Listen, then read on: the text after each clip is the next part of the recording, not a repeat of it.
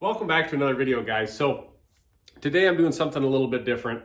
I am going to put together a set of scales and bring you guys along with it, and it's something I've never done before. There's a ton of pieces involved, a ton of different materials, and I'm going to show you guys how I'm going to do it, and hopefully it all works out at the end of the day. Now, I do, if you guys follow along, I do all custom orders. So for example, today I did 8 knives where I prepped the handles, shaped the handles, cleaned them, and glued them up on 8 different knives today. And when I was done with that 8th one, I was a little bit burned out, and I'm not ready to go to the next step. So I thought, you know what, now's a good time to take a couple-hour break and kind of build something that I've been wanting to build. Now, if you guys follow over on Instagram, you know I try to put together a raffle knife every couple months at least, and those raffle knives are always something that I build, that's on my mind, that it's something I just want to do,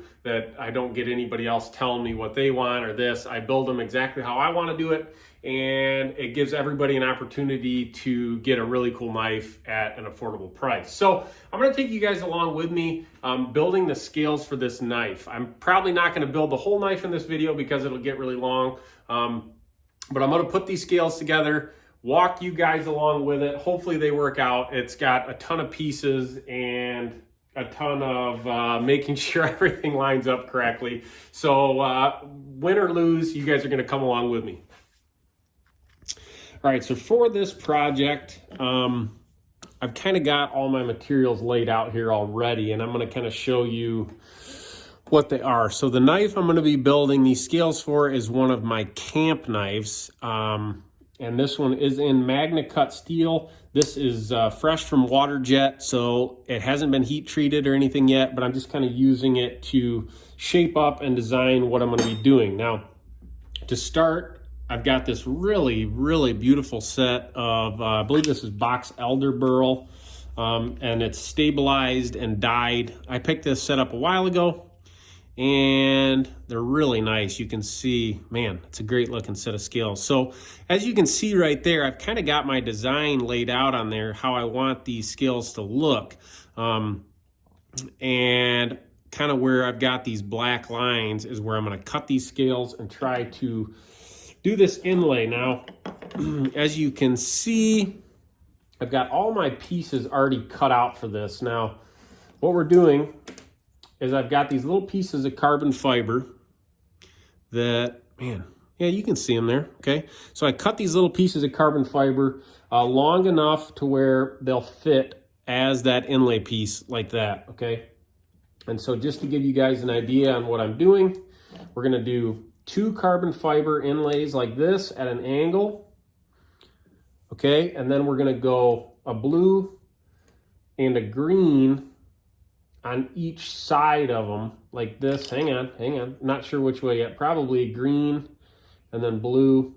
So it's going to be like this, man, oh man, like this, kind of sandwiched, and then going to go in there, and in between those there's going to be a strip of that wood as well. So at the end of this, I'll have to figure out how many sections of material is actually going to go into these scales, but the whole process behind this is making sure everything is clean, everything has no gaps, and the spacing is correct between this one and this one on both scales. So when they're done, both angles line up properly and everything looks good. All right, so if you guys have followed along on my channel, you know I do a lot of these multi-piece scales, but never to this extent with this many pieces. So the first step that I'm gonna do for this is kind of create my inlays. Now, I think what's gonna work best is if I kind of turn these 5 pieces into one piece. So I'm gonna basically clean all these up and make spacers, 4 of these spacers that have the blue, the green, the carbon fiber, and then green, blue. That way, when I go to actually glue these scales up, I don't have like 100 pieces to glue up. I'll have, 5 or 6 to make sure they're all good to go there. It might even be a 3-part glue up to where I glue my little piece of that burl to these. I haven't decided yet. We'll kind of see how it looks once we get to that step. I'm not in a rush to do this. Like I said, this is just kind of a little side project for me to keep things interesting. Now, the one thing that I found with doing these multi-piece scales that has really helped out a lot is that disc grinder back there. Now, what happens is when you go to cut your inlay, like if I cut these at an angle on the chop saw, it's not perfectly flat and clean. And I'll show you that later on in the video when we get to that step. But that's key to this whole thing, is making sure every step of the way, all your pieces are super flat and super clean, so you get a good bond and there's no gaps. Because when you see multi-piece scales that have gaps in it, it's a huge turnoff for me. I hate it. So what I'm gonna do is make sure that all of these little pieces of carbon fiber are the same thickness, okay? And you need to make sure of this too, because even if you buy it like I did from a good company or whatever, a lot of times you'll see some variables in how thick one side is compared to the other side. When you buy carbon fiber like this, I don't find it to be a huge problem, but I'm sure you guys have seen me do a lot with this True Stone, and you can almost see it. One side is thicker than the other side. So you have to make sure that your inlay piece is exactly the same, and they're all exactly the same. For this one, 4 different pieces are the exact same size. So when you go to glue those scales up to the knife, they line up all the way top to bottom, and this one is going to be top to bottom twice. So very specific and picky about how these are going to line up.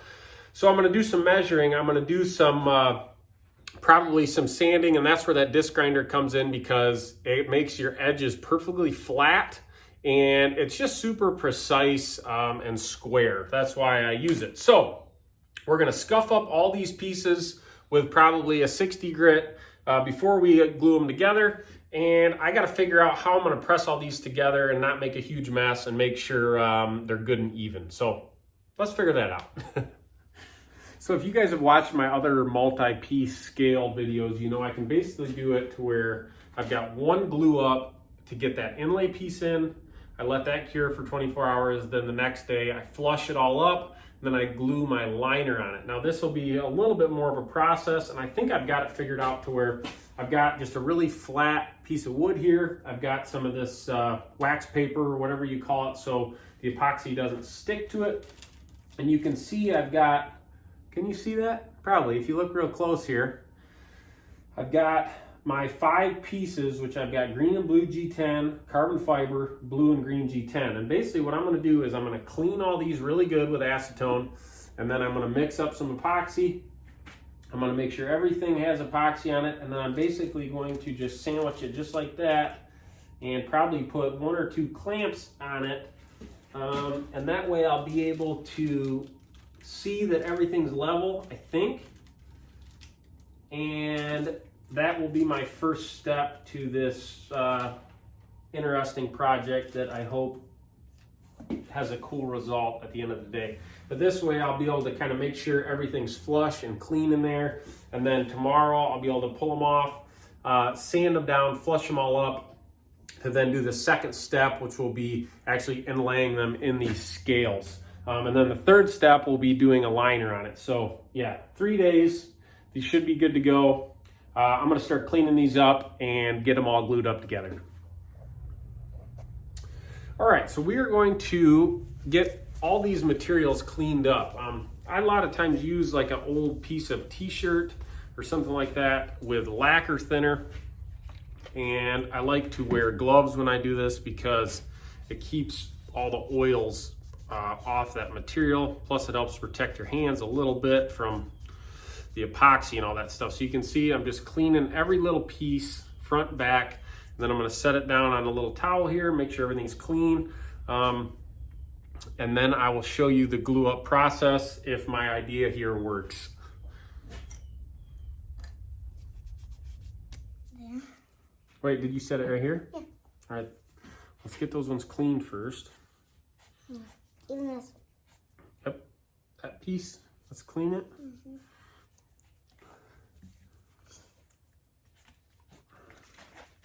I'll shake it up a little bit. Easy, it'll come off the top there, buddy.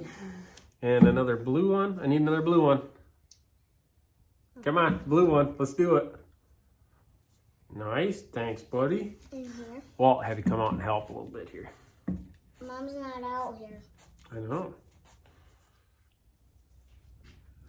All right, you guys see I have everything clean here. I got a little tape put down on the table to start mixing up some epoxy. I use this Blade Pro by System 3 epoxy. It's super, super strong. Works really, really good. I highly, highly recommend this stuff. And I'll put a link below so you guys can get yourself a bottle of it. Now, I'm gonna mix this up. I'm gonna put it to each piece. We're gonna sandwich it over here. I'm gonna bring the camera out and we're gonna hope that this all works out.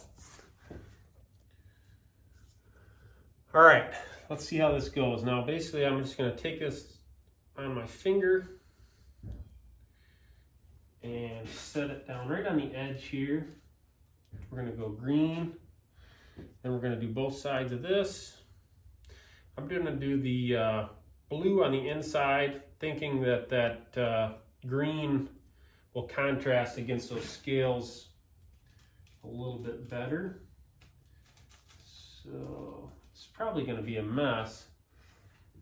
And I marked on these pieces, I mean, these are all pretty square, but I have one side that's perfectly square. So we're gonna put that side, oh wow, almost dropped that one. This side down, like this. Man, oh man, you guys. Not 100% confident in this. So another blue, and then another green, and we are going to sandwich these all together and keep our fingers crossed that this idea is gonna work. It's kind of, definitely sliding around a little bit. Now, some people actually, when they do these multi-piece scales, they'll use CA glue or super glue to hold these sections together. And I think it would actually make it easier because you could instantly kind of tack each one together and build it. But I don't trust the bond that you get with super glue compared to really good epoxy like this. You just don't get the strength. So we're gonna do it this way and fight it a little bit and hope that it works out. And I think what I'm gonna do is take 2 of these just C-clamps and make sure this is all even. Oh no! All right, minor catastrophe. Let's see. Okay, actually it's not too bad. Not a big deal. I'm gonna just line these all up. Once one's clamped down, it'll be easier. But I need to make sure that everything is relatively even when I do this so I have enough material left over. So let's get a clamp on it and start squaring everything up. And if you guys are watching this and you think, man, Matt, why are you doing it this way? And you have a better idea. You know I'm always down for good ideas. So feel free to drop them in the comments below as I struggle to get this all lined up. But it's actually looking pretty good. Well, that was kind of a disaster, but I think they're all glued up. I think we don't have any gaps, and it just got a little out of hand. But I'm gonna put all that in the video because it was kind of sloppy and all that. And I remember when I first started doing multi-piece scales, it was a disaster. I mean, it takes a little bit of practice and messing with them to get a technique and a pattern down to where you can do them successfully over and over and over again. So don't be afraid to try new things. That's what I'm doing, and that's why I'm making this video, to show you. I've probably made 100 multi-piece scales. Never anything to this level, and you got to start somewhere, so don't be afraid to kind of look like a dummy for a little bit. Now, I'm going to go over to the miter saw, and I'm going to cut these scales roughly at that angle right there, and then I'm going to get my other spacer, which is going to be this small piece of maple, prepped. So tomorrow, everything is going to be squared up, prepped, and ready to glue up for the final assembly. All right, so we're over at the disc grinder. I'm going to show you guys quickly what I do with these pieces. Now, this is made by Beaumont Metalworks, and it's got a VFD. And I use this stuff right here, this 3M feathering disc adhesive, to apply my sandpaper. This is 120 grit, and I don't know, it's about worn out. I'm going to clean it really quick and show you how I prep these little spots to make sure these are, you can see here, look close at that. See how that cut is just not super clean. And this is gonna fix that. So let's see if I can do this with one hand. This thing's super quiet, low speed. I'm gonna clean this.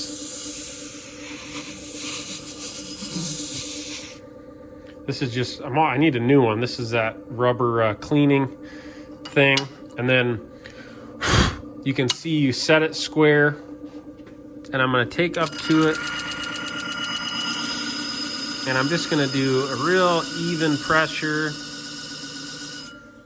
And you can see how flat that gets. All you have to do is a couple little passes like this, and it gives you a really, really square, flat piece to be able to glue your other piece together. I'll show you 1 second. Okay, so let me just show you what I'm talking about here, okay? So these are the two pieces we did on the disc grinder.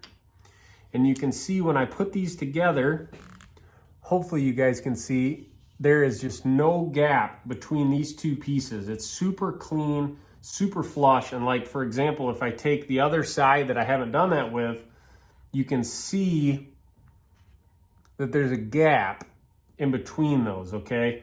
And it's just where that kind of aggressive teeth on that saw just doesn't cut it super clean. So all these pieces we're gonna take to the disc grinder, flush up, make sure that they butt up together really nicely. Now this one I haven't yet, and you can see, hopefully that's showing up, that we've got a gap. The other thing we have to do is we have to make sure that while flushing these pieces up, these inlay pieces are the exact same dimensions, top and bottom, or else when we glue everything up and try to put it on our knife, they're not gonna line up properly.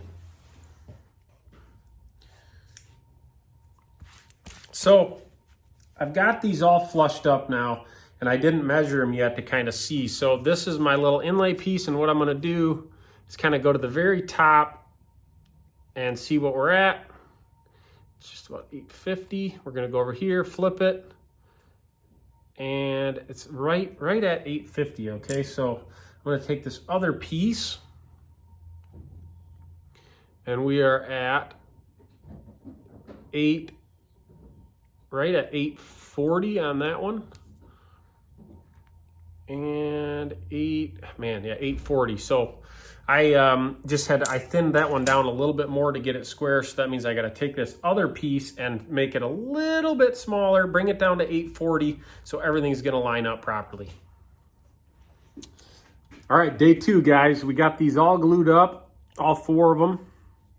And I am going to clean them up really quick and make sure I don't have any gaps and make sure the glue up was successful. Everything looks pretty good though. So I'm gonna start cleaning these up with a 36 grit Red Label abrasives belt, and we'll see how they look.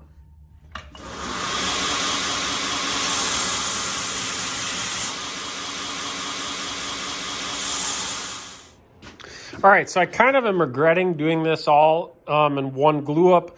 I should have put this piece down and put the inlay and put this next wood piece before doing all of this. So I'm a little nervous this isn't gonna line up, but I've got it as good as what I'm gonna get it, and kind of crossing my fingers that it's all gonna work out. So I'm gonna let this cure for 24 hours, check back in tomorrow, and hopefully it all worked out.